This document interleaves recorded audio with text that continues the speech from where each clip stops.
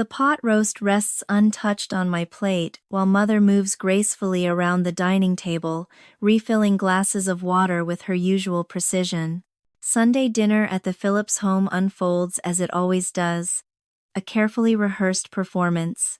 Crystal goblets glimmer in the chandelier's light, and the heirloom china shines against the polished dark wood table that has stood witness to more than 30 years of disguised disputes masked as family unity.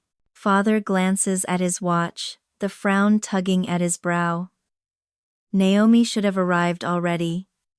You know how your sister is, Mother says, her eyes sliding toward me. She lives by her own clock. I simply nod, unwilling to risk letting my voice crack. Every Sunday since my promotion, I've come to these gatherings, clinging to the faint hope that maybe my parents would truly acknowledge me, see me, without weighing me against their flawless younger daughter. The sound of the front door breaking the silence is followed by the sharp click of heels across the hardwood floor. Naomi breezes in, hair tousled, laughter spilling out effortlessly, her whole presence radiating that untouchable charm that comes from never being forced to face consequences. Sorry I'm late. She tosses her purse toward the sideboard, barely missing Mother's treasured crystal bowl by an inch. My stomach twists the moment I notice the key ring dangling from her finger, its cobalt leather tag impossible to mistake. My key ring, my car keys. Father lights up immediately. Did the interview go smoothly? Seems like it, Naomi says, sliding into her chair. The manager said I had great qualifications. Of course you did, Mother replies warmly, heaping a generous serving onto her plate. We're just relieved you had dependable transportation today. The words ring in my ears as the room seems to tilt. I lower my fork carefully, the silver touching the china with a soft click. Did you take my car without asking? My voice comes out low and deliberate, each word sharp. Naomi shrugs, twirling the keys lazily before dropping them next to her glass. Oh, come on, it's parked in your garage most of the time anyway. That doesn't answer me. Father's face grows stern. Family helps family, Clara. Your sister needed to make a strong impression today. My mind flashes back to this morning, reaching for my spare keys on the hook by the door, only to find them missing. I had assumed I'd misplaced them, never imagining she would simply take them. You could have just asked, I managed to say. Mother's smile tightens, the familiar edge in her tone cutting through. Honestly, darling, it's not like you were using it. The casual dismissal stings as always, but this time something different rises underneath an anger I rarely allow to surface, smoldering deep and heavy. 3 months earlier, I had stood in a corporate boardroom in my finest charcoal suit, presenting the culmination of a year and a half of relentless work. 8 men in nearly identical suits listened with cool skepticism, which slowly shifted to reluctant approval as I guided them through the proposal. When the final signature landed on the contract worth $3.5 million, I already knew how I'd invest my commission. The dealership had called the color midnight blue, though in some lights it appeared nearly black, its leather seats carrying the intoxicating scent of possibility. The salesman blinked in surprise when I placed the down payment without hesitation, without needing a man by my side to validate my choice. It was the first thing I had ever purchased brand new, not second-hand, not discounted. I'd told Linda over drinks that night, proudly showing her pictures of my new sedan. I had earned every single inch of it. Now Naomi studies her manicured nails as if the car meant nothing more than convenience. She doesn't see that it is tangible proof that I had finally carved my way out from the shadows of family expectation. I've been meaning to ask, she says casually while slicing into her roast. Could I borrow it again next weekend? There's a networking event in Boulder and Number. The word cuts through the air before I can temper it. Mother's fork hovers in midair. Clara, don't be selfish. There it is again, the same pattern, unbroken, Naomi demands. I surrender, my parents, always her advocates. You already have your own car, I remind her. That old thing? She scoffs. Come on. I'm trying to build connections. Father folds his napkin neatly, looking at me. Your sister is just trying to launch her career. The least you could do is help her. I want to scream that my career began with loans and side jobs, with no shortcuts, no borrowed luxuries. But I know saying it aloud would only brand me as bitter, envious of Naomi's easy charm. The script never changes, only the details do. By the way, Naomi adds lightly, stabbing a carrot, some idiot scratched the passenger side door. Nothing too serious. My phone buzzes in my pocket. Then again. And again. I break Mother's long-standing rule and glance down.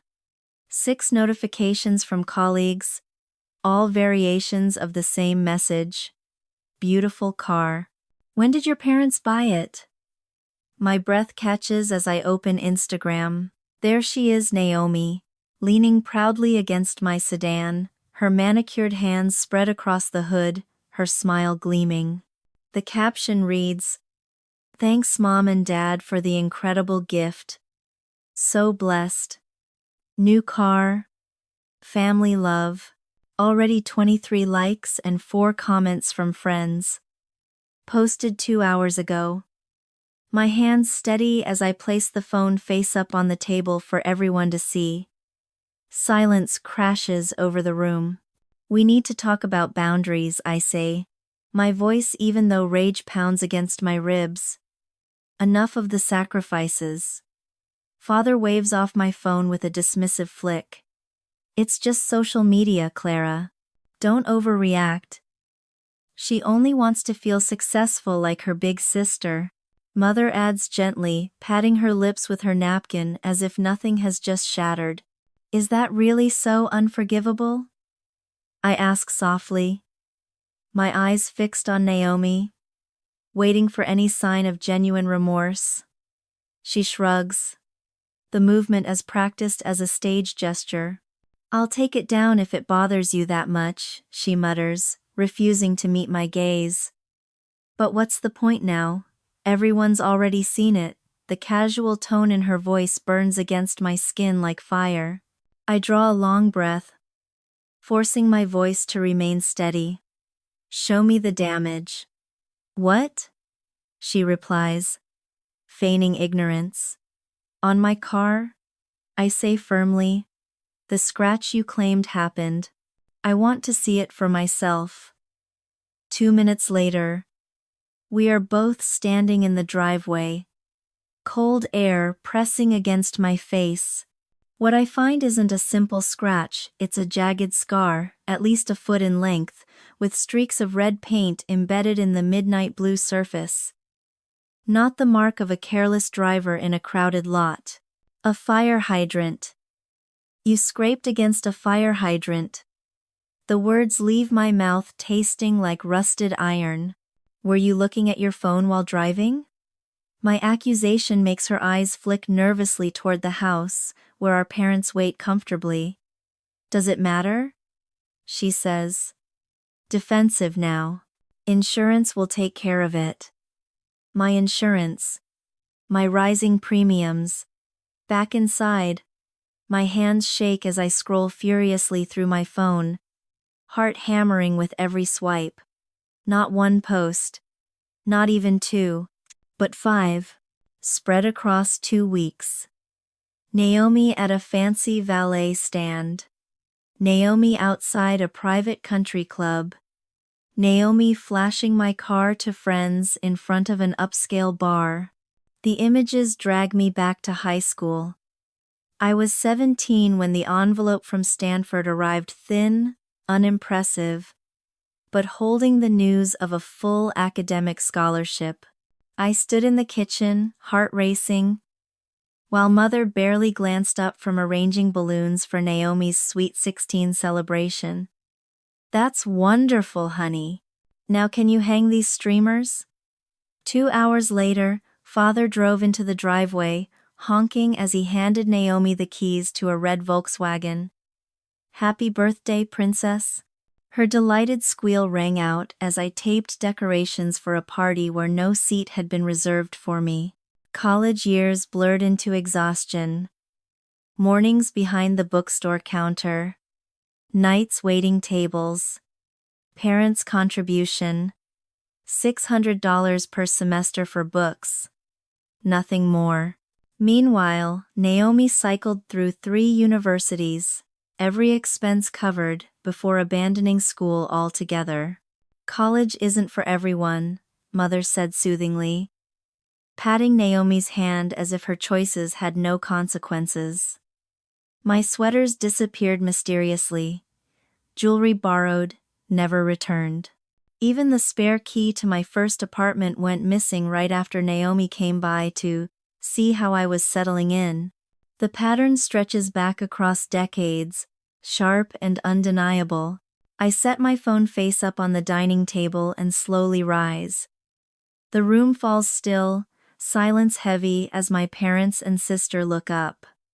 "This car," I say, my voice lower than I expect but steadier than I feel, "is the first major thing I bought with my own money. Money I earned working 80-hour weeks to prove myself in a world that never gave me shortcuts."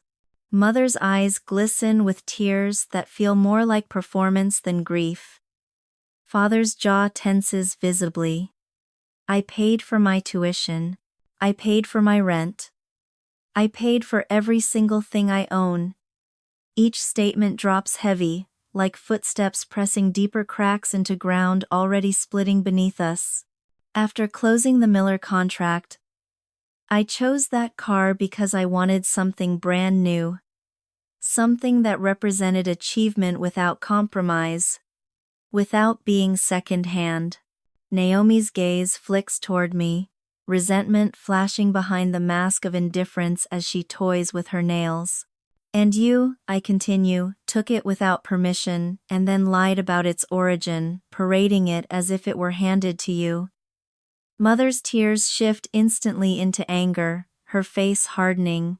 "After all we've sacrificed, this is how you thank us? By accusing us? By being ungrateful?" My phone vibrates again on the table. A new message from Jessica in accounting. "Beautiful car in that photo. When did your parents buy it? Must be nice to have that kind of support."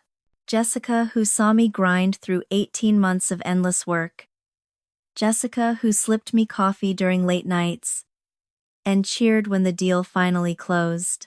I think of Tom, my boss, walking beside me in the lot the day after I signed for the car. His approving nod, his words echoing in my head. "You earned every inch of that luxury, Clara. Nobody gave you a thing. At work, respect, recognition, validation. At home, excuses, entitlement, theft, dressed up as generosity." I grip my purse strap with steady hands and sling it over my shoulder. "Don't you dare walk away, young lady," Father thunders, his voice carrying the same authority that once froze me as a child. "We are not finished with this conversation." Actually, we are. I step toward the door. Naomi leans back, arms crossed, her tone mocking. "What will you do? Call the cops on your own sister?" The smugness of someone who has never tasted consequences hangs in the air.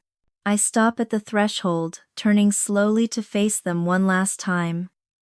3 faces staring back, 3 silent demands for me to fold, as I always have. Not anymore. "No," I say, my hand tightening around my keys. I'm going to do something far more effective. I close the door behind me with a gentle click, the sound sharp as a final sentence closing a long, painful chapter. That night, pacing my small downtown apartment, my reflection flickers in the window as I count each step from wall to wall, 8 strides, turn, 8 strides again. Through the glass, 12 floors down, I see my midnight blue sedan under the dim light, the scar on its passenger side unmistakable even from this height, a glaring wound carved into what was once perfect. I stop in the middle of my pacing, fists tightening at my sides as the memory of Naomi tossing my keys across the dining table flashes sharp and fresh in my mind. Her casual disregard, my parents' predictable defense, the same tired family choreography I have been forced to perform for as long as I can remember. The burn of it lingers, bitter and undeniable. My desk sits in stark contrast to my restless energy, every item arranged with purpose and precision. Award plaques gleam against the wood, marking me as regional sales leader 3 years straight. A framed photo shows me shaking hands with the CEO after securing the Westridge account, and the crystal paperweight commemorates my 5-year anniversary at the company. Each token represents battles fought and won through persistence, strategy, and sacrifice. Unlike that car, unlike anything that has ever simply fallen into Naomi's lap, I pause at the window, pressing my fingertips against the cool glass, staring down at the vehicle below. The realization builds gradually, then lands all at once with sharp clarity. I have been going about this the wrong way. If my family refuses to respect my boundaries, perhaps the answer isn't convincing them to understand. Perhaps the real answer is to remove their chance to cross those lines altogether. A smile tugs at my lips for the first time since that disastrous dinner. Monday morning hums with its usual energy, the office buzzing with conversations and footsteps that I normally find refreshing. Today, every cheerful greeting feels like an unwelcome interruption as I stride toward my corner office, coffee in one hand, briefcase carrying the proposal I polished until the early hours. Jessica waves from the break room. "Clara, that car your parents got for your sister is gorgeous." My husband has been eyeing the same model. My smile freezes. "Thanks," I manage. 2 steps later, Mark from accounting calls out, "Saw your sister's post, what a ride, your folks must be proud." "She landed that new job, she hasn't even started yet," I reply curtly, my tone clipped. By the time I reach my office, 4 more comments have landed like sparks on dry grass, feeding the fire in my chest. I close the door harder than intended, blinds rattling against the glass. Carl, my assistant, knocks gently before poking his head in. "You've got that budget meeting with Mr. Crawford at 10. He hesitates, studying my face. "Everything all right?" I square my shoulders, voice steady. "Add 30 minutes. Tell him I have a proposal that could benefit the company." "Will do," he says, curiosity replacing concern. "Anything else?" "Clear my afternoon. And find out who manages our corporate vehicle fleet." At exactly 10, I sit across from Howard Crawford, the CFO of Neurotech Solutions. I have spent 3 years building his trust through results and fiscal discipline, and today, I intend to leverage it. I slide the folder across his desk. "Before diving into quarterly numbers, I'd like to propose a solution for our client transportation costs." His eyebrows lift, but he flips it open without comment. Inside, I've laid everything out with sharp precision. Current mileage reimbursement totals for sales directors over the past year, maintenance records for company vehicles, tax benefits of depreciation, the subtle but measurable value of client impressions. "You're recommending an executive vehicle?" Crawford asks, his expression sharpening. For meetings, events, branding.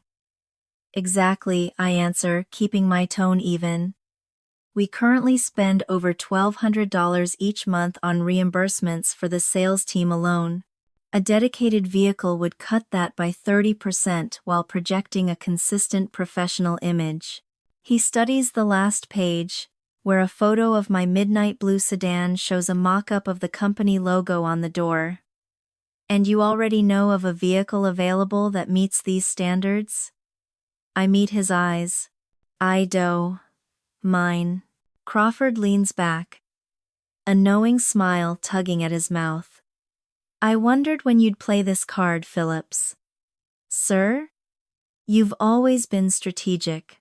This plan, he taps the folder, saves us money in the long run.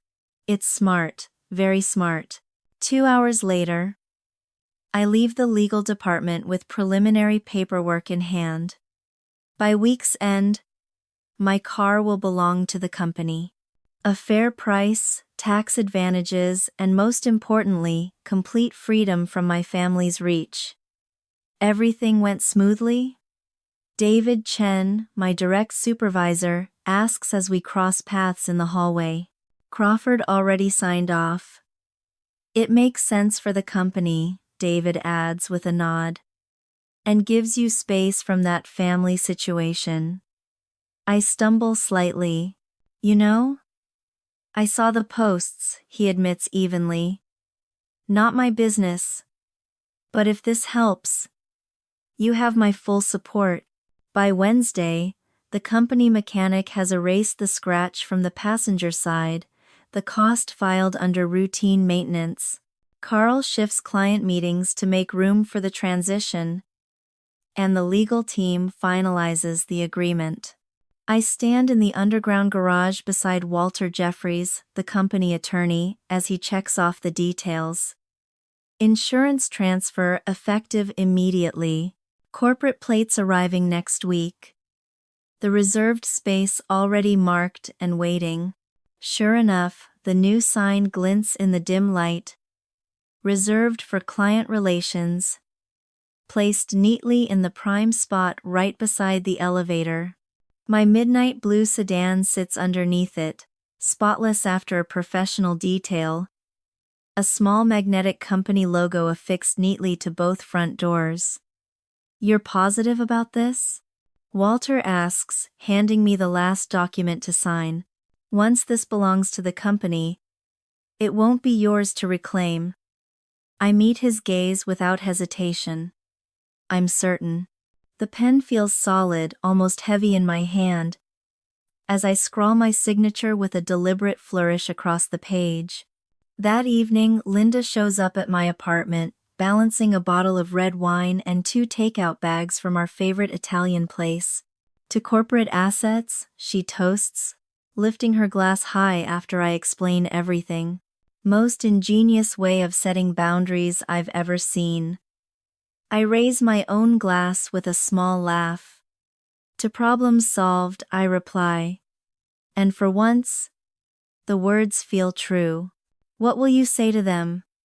Linda asks as she spoons steaming pasta onto our plates, the fragrance of basil and garlic filling every corner of the kitchen. I swirl spaghetti around my fork, thinking carefully. The truth, I finally answer. That I don't own the car anymore. And when they find out what you've done, she presses gently. The fire that had fueled me these past days settles into something colder, steadier, more enduring. Then they'll understand what it means to mistake my generosity for weakness. Through the window from my dining table, I can just see the roof of the sedan glinting in the lot below. No longer mine on paper, yet safer in my possession than ever before. Sometimes protection demands sacrifice, but this time, I am not the only one paying the cost. By Sunday afternoon, golden sunlight stretches long shadows across the driveway as I steer my old crossover SUV into my parents' house.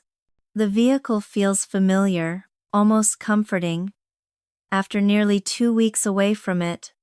The worn leather seat hugging me like an old companion. I pause with my hands still on the wheel, savoring the moment before cutting the engine. When I step through the front door, 3 heads turn toward me in perfect unison. Naomi lingers in the entryway, her expression shifting quickly from boredom to thinly veiled confusion.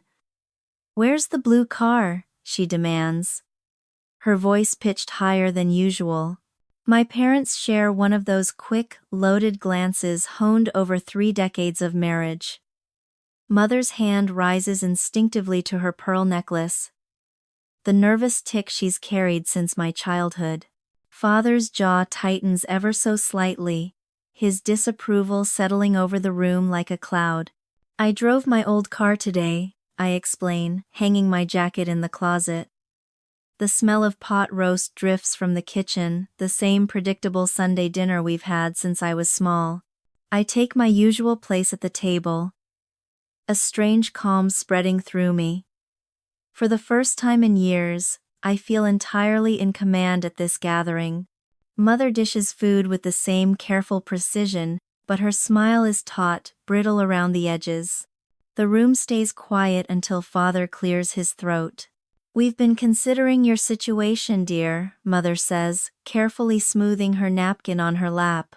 Father sets his fork down, shifting into what I've always thought of as his corporate voice, the tone he uses when he expects obedience.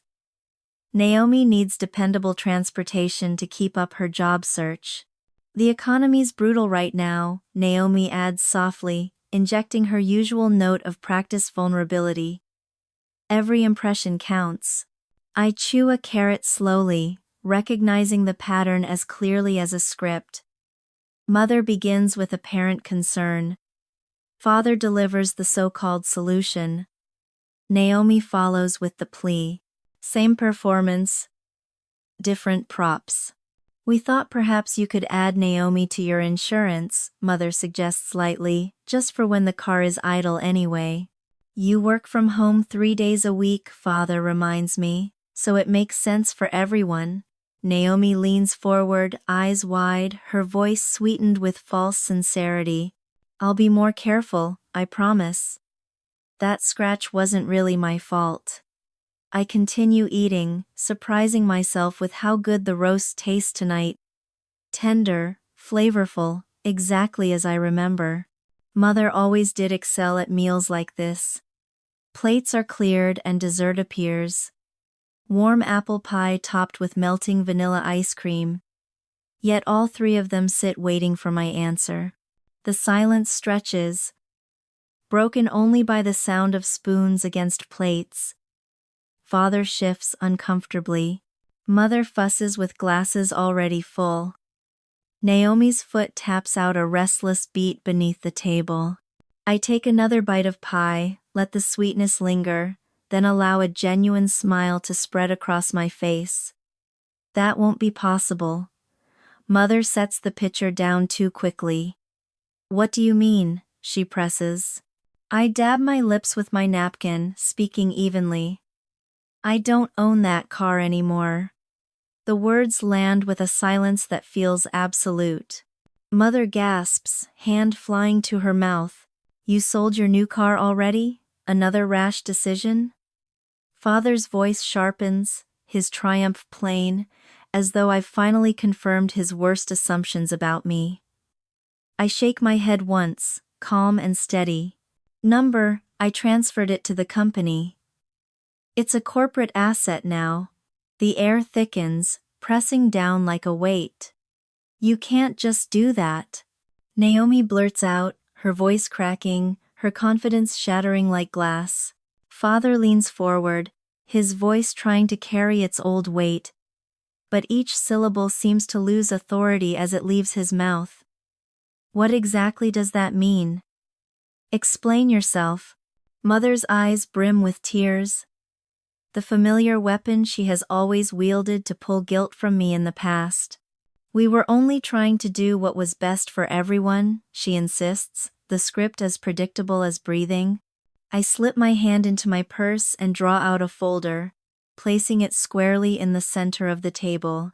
It means the car now belongs to Philips Technology Solutions. I use it solely for business, for client meetings, and official work. I flip the folder open, exposing the corporate paperwork, heavy with signatures and embossed seals. It's already finalized. Naomi snatches at the pages, scanning them with widening eyes, disbelief sharp in every line of her face. "This isn't fair," she blurts. "You did this deliberately, didn't you?" "Yes," I answer. And for the first time I feel something close to relief. "I absolutely did. Can they really just take your car like that?" Mother asks, searching Father's face. Then mine. "They didn't take it," I explain. "I offered the arrangement." Gently, I remove the papers from Naomi's clenched fingers. "The company now covers the insurance, the maintenance, even the repair from that scratch. In exchange, I only use it for work." Father's face grows red, the veins at his temple visible. "You've always been difficult, Clara. But this is beyond." "Beyond what?" I ask quietly. "Beyond protecting something I earned with my own hands? Beyond ensuring it's treated with the respect it deserves?" The silence that follows is unlike any we've ever shared. For once, I'm not sitting in fear of their disappointment, nor hungry for their reluctant praise. I am simply standing on ground I chose. I close the folder gently, the sound as final as a slammed door. Father's cheeks flame deeper, his confusion painted across his features as he stares at the documents like they're written in another language. He opens his mouth to argue, shuts it, then tries again. "You can't just..." But his voice trails off as reality roots itself in the room. "This is nonsense," Mother whispers, stretching her manicured hand toward mine but stopping just short of contact. "Clara, after everything we sacrificed, your father worked overtime for years so you could finish college. The audacity nearly makes me laugh. $600 per semester, Mother. That's what you contributed." I have the statements. "Well, we would have done more if we'd been able," she retorts, her voice pitched with wounded dignity, the tone that used to send me scrambling for apology. Naomi pushes her chair back, the legs scraping sharply against the floor. "You've always been selfish," she snaps, "always keeping score, never letting anything go. Would you like me to list it out?" I ask evenly, startling even myself with the calm in my tone. "The textbooks I bought for you across 3 semesters before you abandoned business school. The rent I paid when you were between opportunities last year. The security deposit for your apartment that you promised to return but never did." The room falls still, the only sound the steady tick of the grandfather clock in the hallway. "You had chances I never had," Naomi whispers at last, though her voice trembles with weakness instead of conviction. 5 jobs in 2 years, Naomi. I kept track not to use it against you, but because I wanted to believe one would last. I look at my parents, and you both enabled every single failure. Every time she quit because a boss asked too much or the schedule wasn't convenient, you comforted her instead of urging her to persevere. Mother's lips press into a hard, thin line. "Not everyone is built like you, Clara. No, but everyone deserves the chance to build themselves. You never let her try." Father straightens, grasping for control.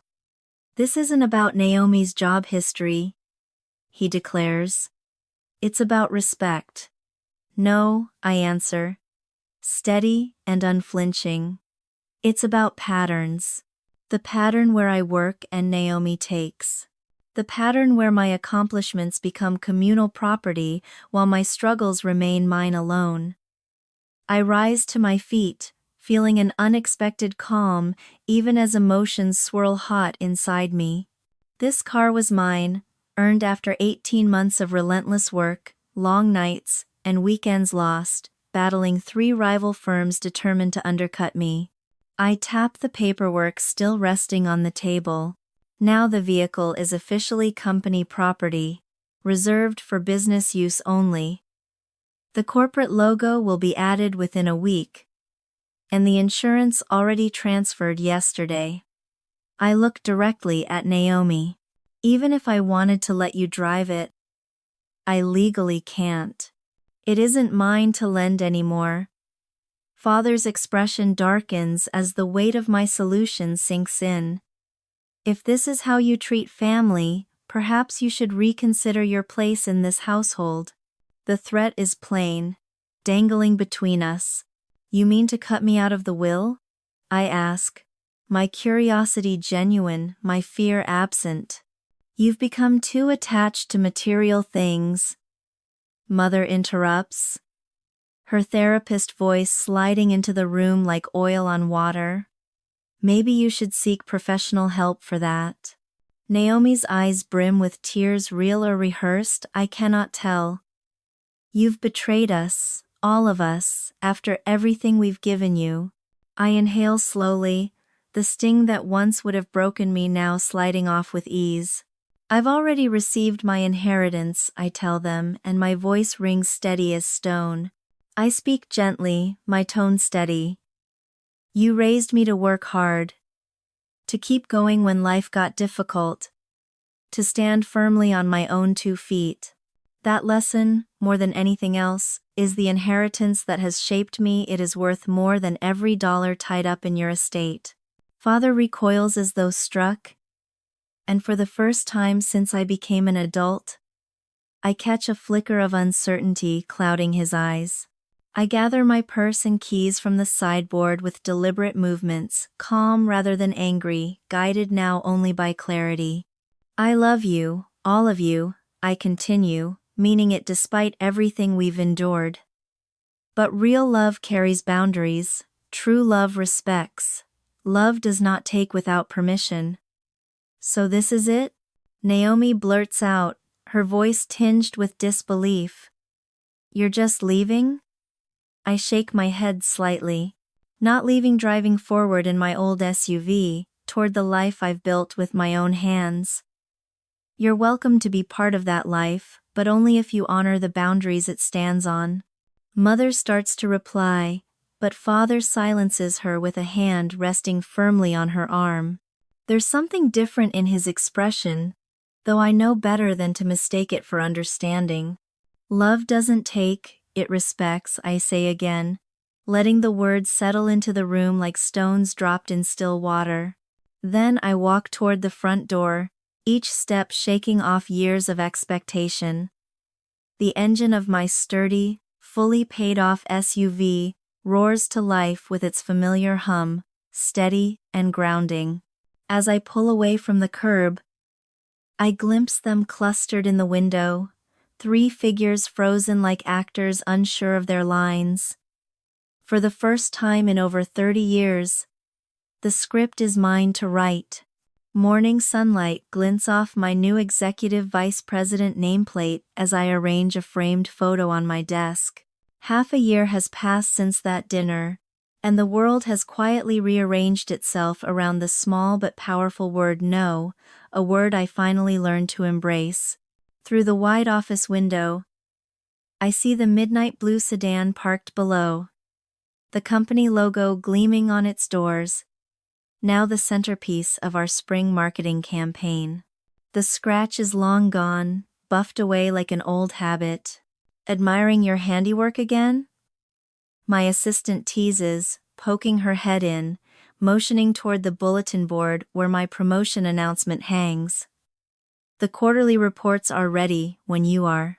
I nod, tracing the edge of the silver frame that holds a photo of me beside the car, clients gathered after we sealed the Henderson deal.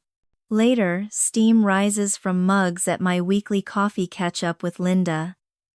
She stirs her latte carefully, not disturbing the delicate foam art.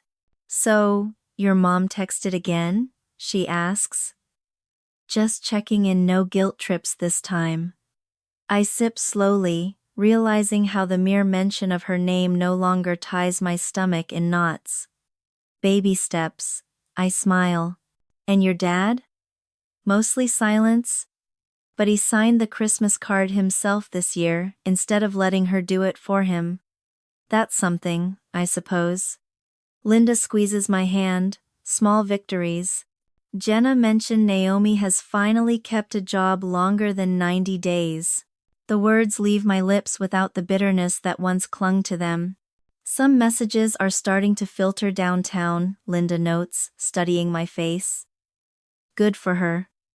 I shrug, unbothered. "Mom even asked if we could have dinner, just the two of us." "I'm actually considering it." That evening, warmth and laughter fill my apartment as colleagues gather around the table. Crystal glasses clink against the new china I bought myself last month. No heirlooms, no shadows, just mine. To the new product line, Jessica toasts, raising her glass high. And to Clara, who somehow convinced that old-school CFO to invest in innovation, conversation flows easily, untainted by the constant undercurrents that once defined my family table. When someone asks about them, I answer honestly, "We're learning new ways to connect, but this time, on my terms." The following Tuesday, Sarah hovers in my doorway, her expression mirroring the younger version of me.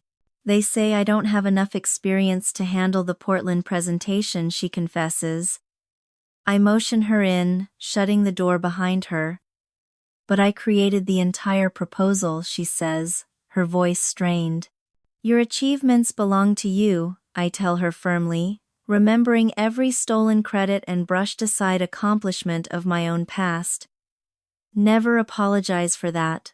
After she leaves, I draft a company-wide memo, outlining a new recognition program to ensure no one else has to fight for ownership of their work. My fingers strike the keyboard with purpose, building something that truly matters. That evening, as the sun dips low and paints Denver's skyline in shades of gold and orange, I steer the company car toward the Westfield meeting. In the rearview mirror, I catch glimpses of the woman I was 6 months ago, shoulders hunched, voice cautious, always conceding ground. Now, the wheel feels firm beneath my grip. The leather seats still carry the faint scent of newness despite countless client drives and events. The passenger side door shines flawlessly in the fading light. At a red light, I pause, watching people cross the street, a woman laughing into her phone, an older man clutching a briefcase, two teenagers sharing earbuds, each of them moving through their own stories, unaware of how fragile it all can be. Success, I realize as the light turns green, is not about possessions. It's about protecting your boundaries. Some costs are too steep, even when family is involved. But some lessons, once learned, are worth every single sacrifice.